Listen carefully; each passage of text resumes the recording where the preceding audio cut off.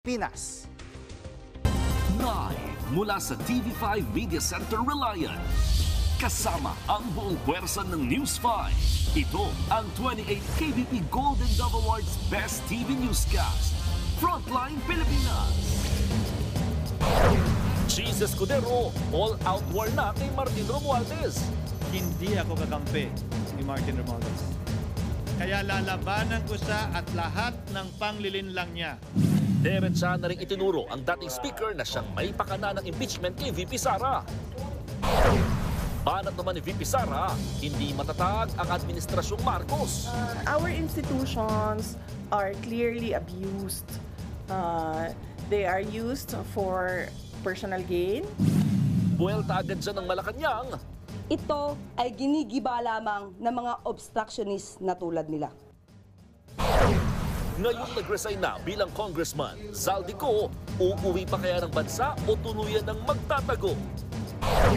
Mrs. ni Senator Marcoleta, iniuugnay sa mga diskaya. Pinabulaanan naman niya ng kanilang anak at ng isang insurance company. Mga taga-Masbate, hirap makabangon matapos mapuruan ng bagyong Omong. Hanggang ngayon, wala pa rin kuryente. At eto na nga, Derek Ramsey, sinagot na ang blind item ni Sian Gaza.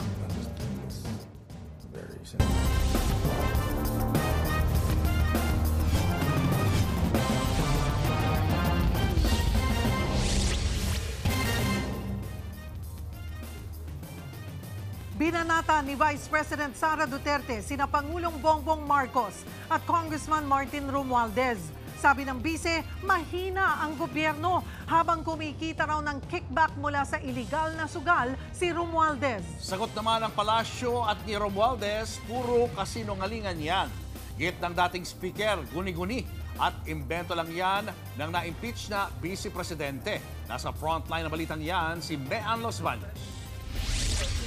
Sa press conference ni Vice President Sara Duterte matapos dumalo sa pagdinig ng Senado para sa 2026 budget ng kanyang opisina, sinabi niyang tila walang ginagawa ang Administrasyong Marcos sa pang-aabuso sa mga institusyon ng gobyerno sa gitna yan ng anomalya sa flood control projects. Do you think the government is still stable? No. Ma'am, no. Our institutions are clearly abused. They are used for personal gain, and we have already seen the testimony of witnesses about corruption. Meron ba kayong nakikita at all na project na nakatulong sa ating bayan? Agad naman bumuelta dyan ang palasyo. Isang malaking kasinungalingan na naman to.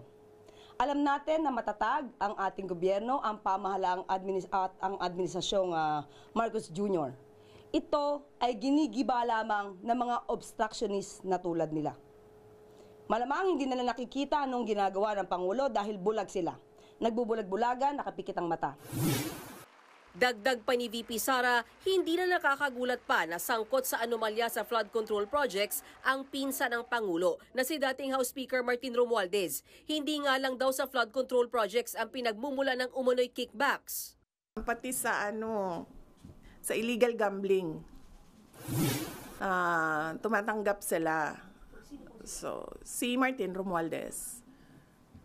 So, hindi lang siya sa flood control. Pero marami pang iba pang mga sources ng corruption na dinideliver. Nang matanong kung sino ang source ni VP Sara sa mga nasabing impormasyon, tumanggi siyang magbigay ng pangalan. Pero galing daw ito sa loob ng opisina mismo ni Romualdez. Sa isang pahayag nanindigan si Romualdez na hindi totoo ang akusasyon ni VP Sara na tumatanggap siya ng pera mula sa iligal na sugal.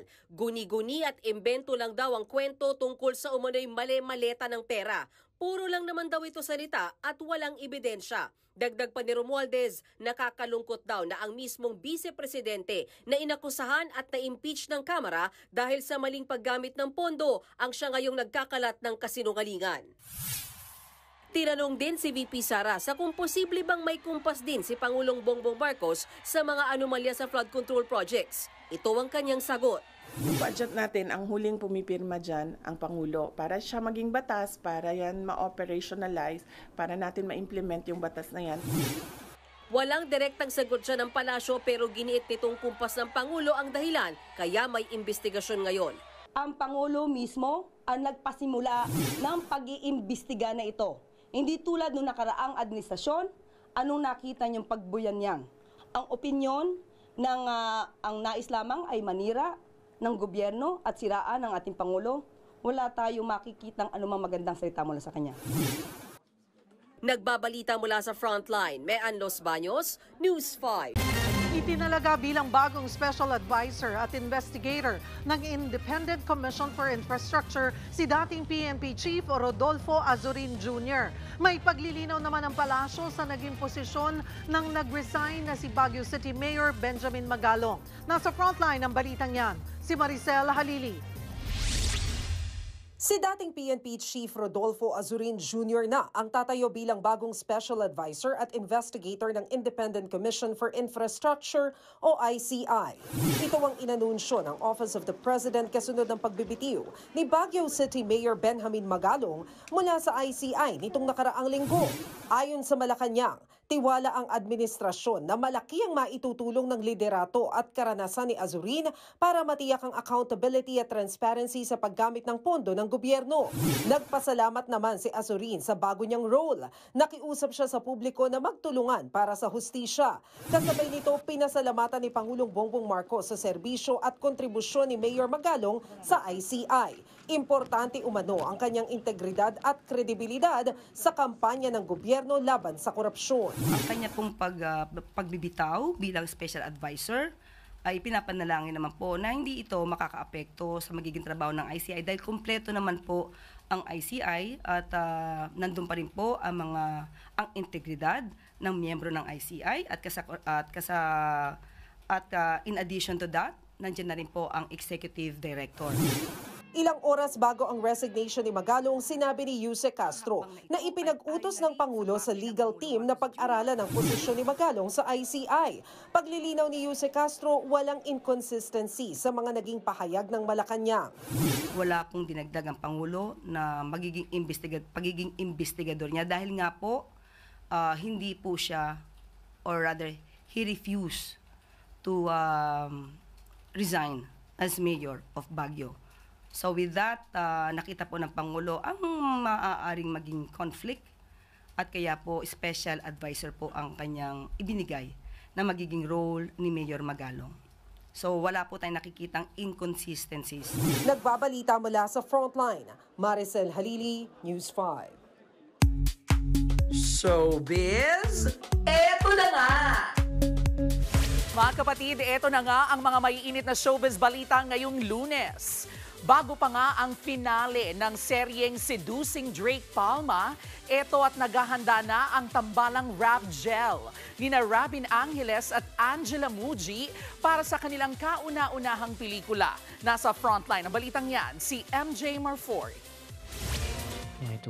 And just like that, finale week na ng Seducing Drake Palma, starring Robin Angeles, Angela Muji at Dylan Menor.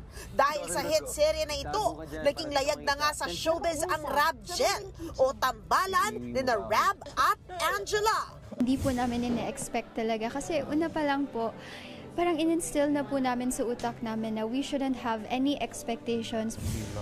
But wait, dahil nga sa tindi ng pagmamahal sa dalawa, the kilig isn't over.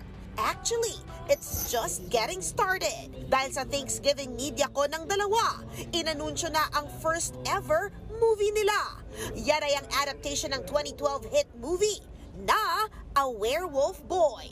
Si Robin ang gaganap na lobo rito at gagawin niya raw Filipino ang atake sa karakter ng pinasikat noon ni Song Joong-gi. Ilang oras daw nag-method acting bilang werewolf si Rab at nakaapat na palit pa ng prosthetics. Yung muna, yung parang sukat na mukha, sukat na katawan. Yung sukat sa mukha, parang 20 minutes nakalagay sa mukha mo, tapos di ka makahinga, nakaganyan ka lang sa upuan. Sa katawan, lahat, buong katawan, sinukatan nila sa akin para lang magawa yung tamang prosthetics. Tapos sa mga look test, naka 4 tries kami ng iba't ibang looks ng werewolf. Tapos tanggal kabit yun. Parang 4 hours nilang ilalagay, tapos 1 hour nilang aalisin. Sino ba mas? Wow! Commitment level is real. Abangan ang finale week ng Seducing Drake Palma sa TV5. At ang pelikula ng Rab Gel, soon. Nagbabalita mula sa Frontline. MJ Marfori, News 5. Susunod, probinsya ng Masbate. Wala pa rin kuryente habang ang ilang kalsada hindi pa rin madaanan dahil sa mga nakahambalang na mga poste at bubong. At ilang senador gusto mag-ambagan para dagdagan ang 2026 budget ng opisina ni Vice President Sara Duterte. Abangan ng lahat ng yan sa pagbabalik ng Frontline Pilipinas.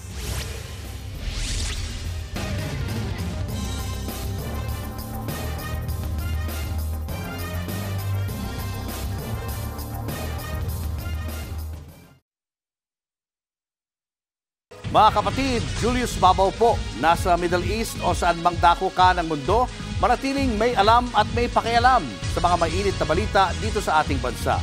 Simulan po natin ang bawat araw sa tuloy-tuloy na balitaan sa Frontline. Mag-follow at mag-subscribe sa social media pages ng News 5. Umalo na sa 27 ang namatay sa buong bansa kasunod ng hagupit ng Bagyong Opong. Isa sa mga napuruhan ang probinsya ng Masbate na hirap pa rin makabangon mula ng isailalim sa state of calamity. Live mula sa Masbate, nasa frontline ng balitang yan si Ian Suyu. Ian, kumusta na ang sitwasyon dyan at may kuryente na ba?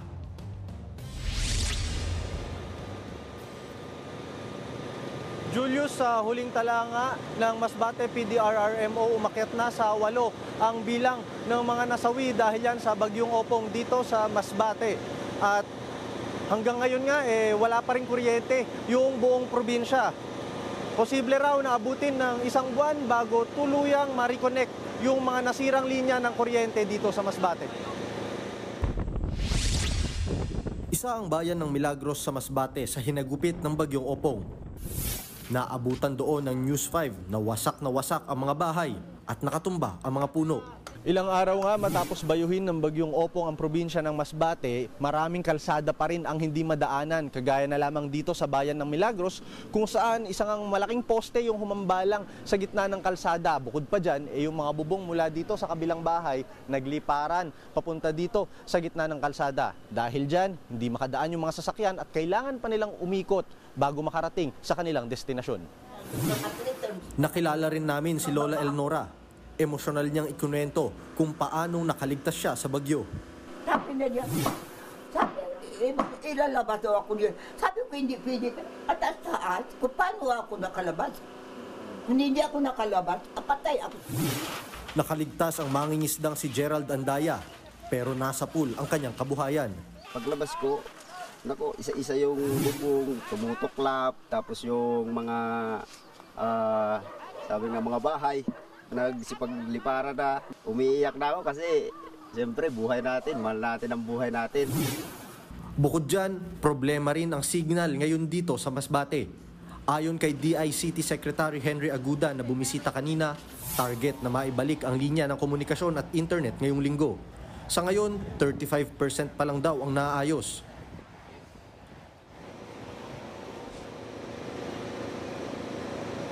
Julius, nagsimula na nga yung pag-aasikaso na isinasagawa ng mga telecom company kagaya na lamang ng PLDT, Smart at ng Globe para masiayos yung linya ng komunikasyon dito sa Masbate. At ayon naman sa DICT, maglalagay din daw sila ng nasa 100 na free wifi spots na kagaya na lamang ng nakikita ninyo kanina dito sa gilid ko. Pero Julius, ang pinaka-importante pa rin at pangunahing panawagan ng mga residente na nakausap natin dito, sana mabigyan daw sila ng mga pangunahing tulong kagaya na lamang ng pagkain, tubig, pati na rin daw kung ano yung mga kagamitan na pwedeng magagamit sa pagsisimula muli ng kanilang mga nasira na mga kabahayan. Yan muna ang latest mula dito sa Masbate. Julius? Maraming salamat, Ian Suyu. Naliliita na ang ilang senador sa 902 million pesos na proposed budget ng opisina ni Vice President Sara Duterte. Mungkahi ng ilan, humugot sa pondo ng Senado para idagdag sa OVP budget. Nasa frontline ng balitang niya, si Mean Los Baños.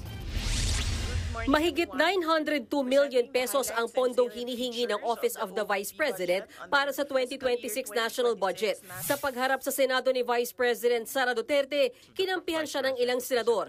Gusto pang padagdagan ang kanilang pondo. Bilyon-bilyon ang naririnig nating na hinahatid na tinatawag na basura doon sa flood control. Kung tutuusin, wala pang 1 bilyon ang hinihingi ng OVP. Barya lang po ito, ibigay na po natin, dagdagan pa. The budget of the Vice President is already a lean and mean budget. Wala na pong dagdag, kawawa nga, di ba po, Mr. President? Sila Senators Bongo at Jinggoy Estrada gusto pang maglipat ng pondo para madagdagan ng OVP. Kung allowed po ito, bawasan po ang budget ko sa opisina sa Senado. Kahit konti, ilagay na lang po sa OVP.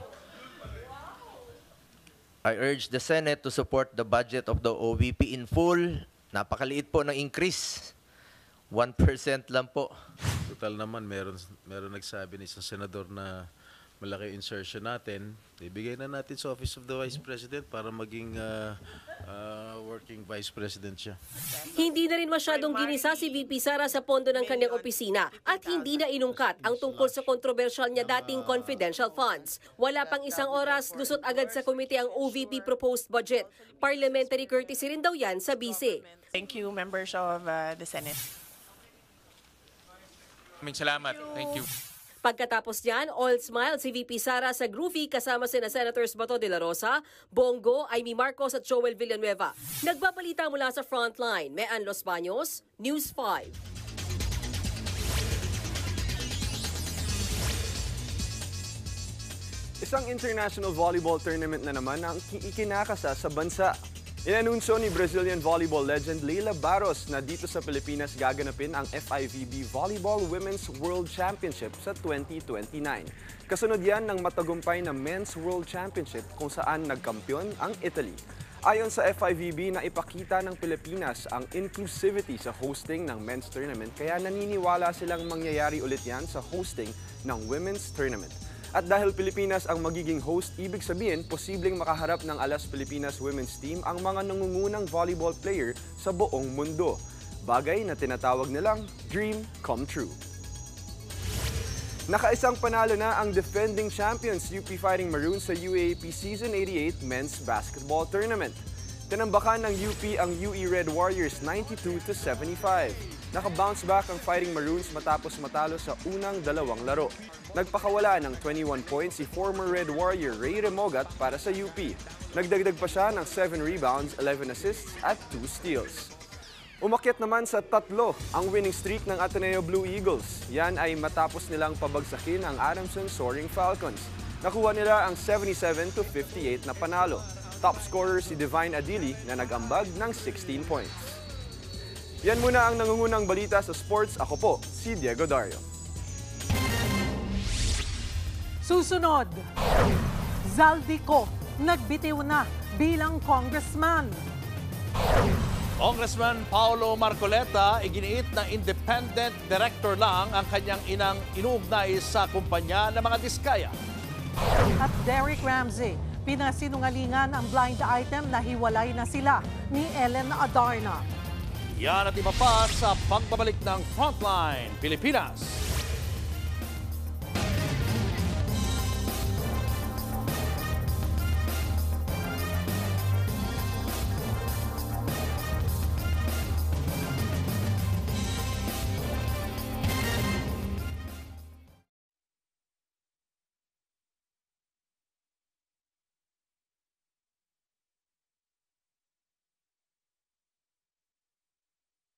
Mga kapatid, Julius Babaw po.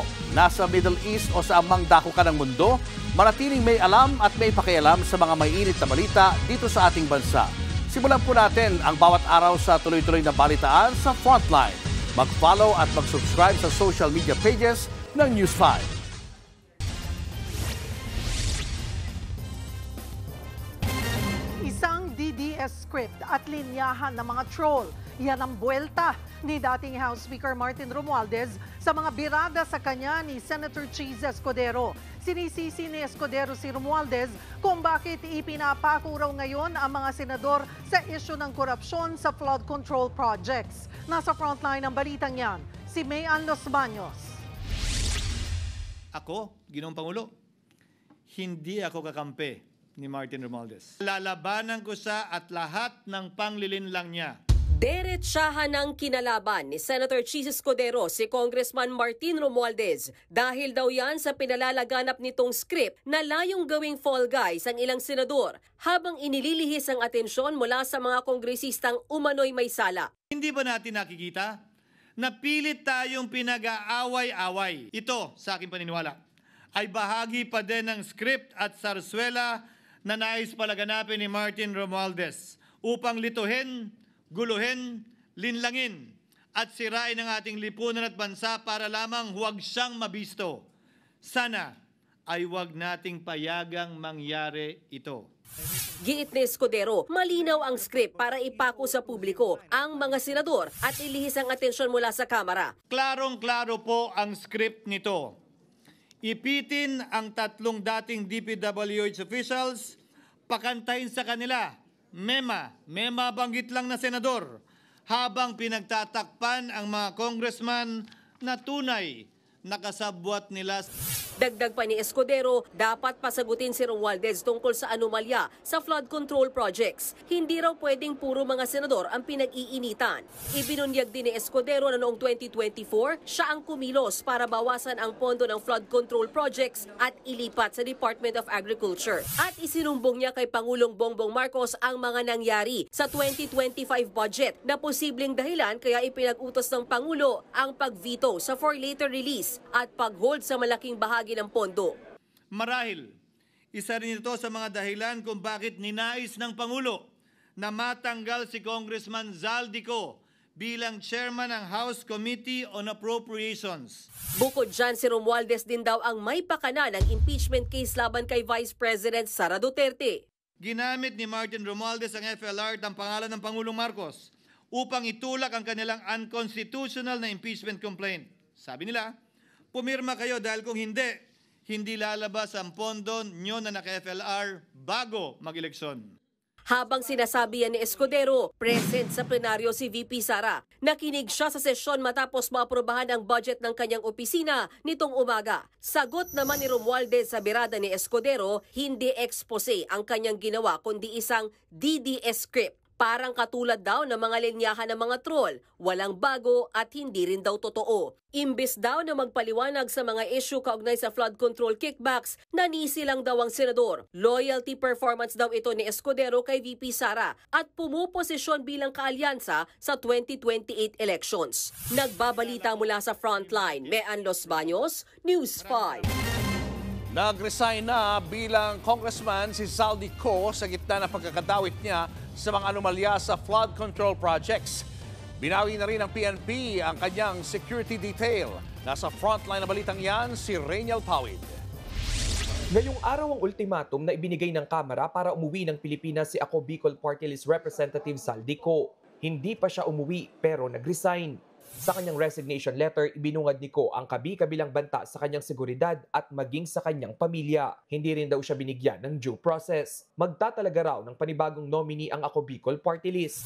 Inilahad niya rin sa sulat ang mga sagot sa naging akusasyon sa kanya ni Congressman Toby Tiangco. Una niyang pinabulaanan ng pagiging mastermind daw sa last-minute insertion at realignment sa 2025 budget. Giit ni Ko, imposible raw na magawa niyang maaprubahan ng budget nang walang approval ng Kongreso at Senado. Pinaalalahanan niya rin ang lahat na hintayin ng resolusyon mula sa Korte Suprema o Ombudsman habang gumugulong ang investigasyon sa naturang budget. Nilinaw rin ni Ko ang mga paratang na walang kaukulang medical record ang nagsusuporta sa kanyang pagliban sa Kongreso.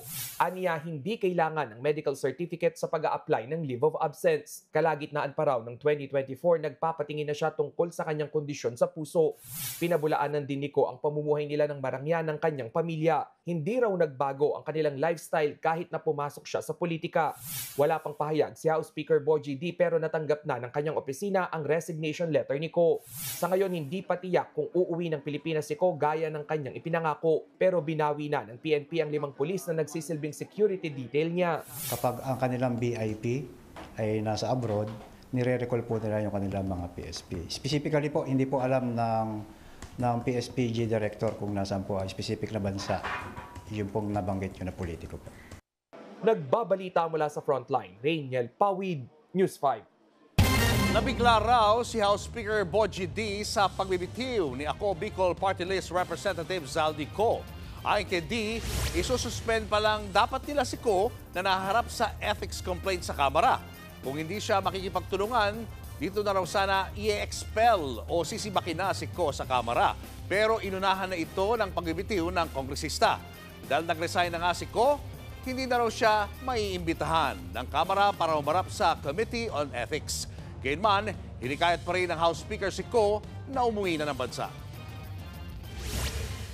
Bahala na ang Department of Justice at ganun din ang ICI kung anong pwede nilang ipataw. Pero kailangan talagang bumalik siya at managutan siya sa mga issues laban kay Congressman Saldico.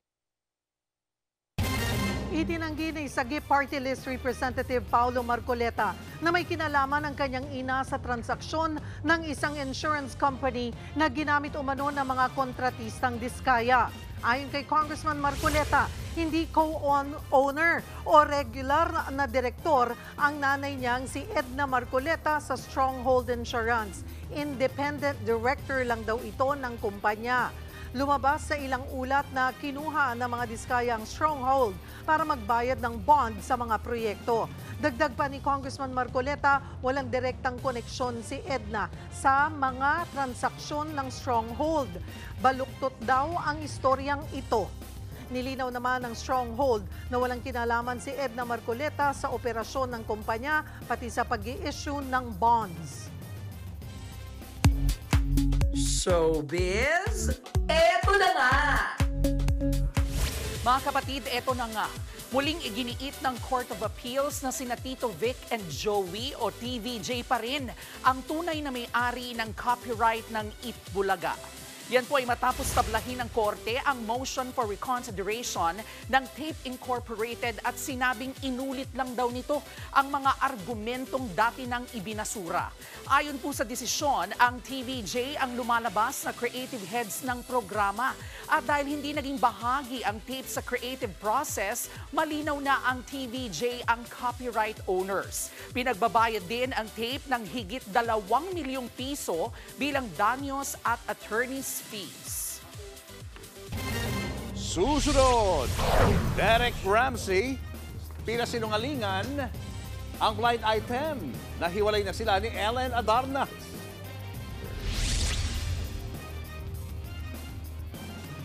Tutok lang mga kapatid, magbabalik pa ang Frontline Pilipinas.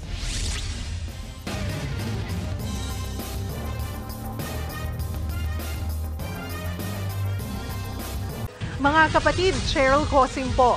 Nasa Estados Unidos, Canada o saan mang dako ka ng mundo, manatiling may alam at may pakialam sa mga mainit na balita dito sa ating bansa. Simulan natin ang bawat araw sa tuloy-tuloy na balitaan sa Frontline. Mag-follow at mag-subscribe sa social media pages ng News 5.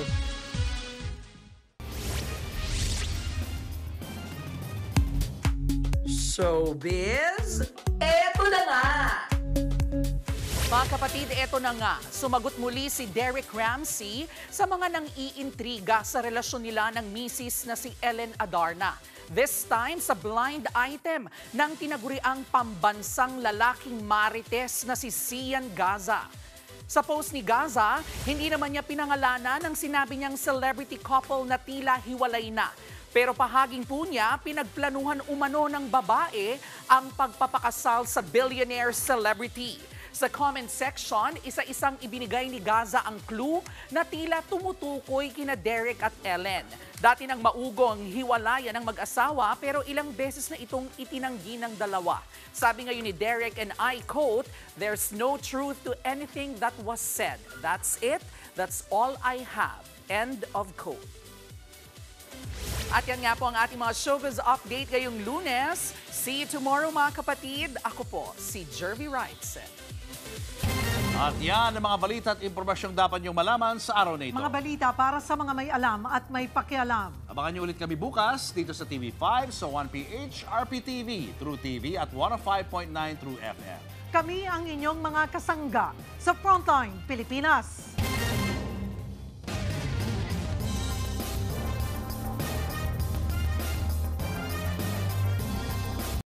Mga kapatid, Cheryl Cosim po. Nasa Estados Unidos, Canada o saan man dako ka ng mundo, manatiling may alam at may pakialam sa mga maiinit na balita dito sa ating bansa. Simulan natin ang bawat araw sa tuloy-tuloy na balitaan sa Frontline. Mag-follow at mag-subscribe sa social media pages ng News 5.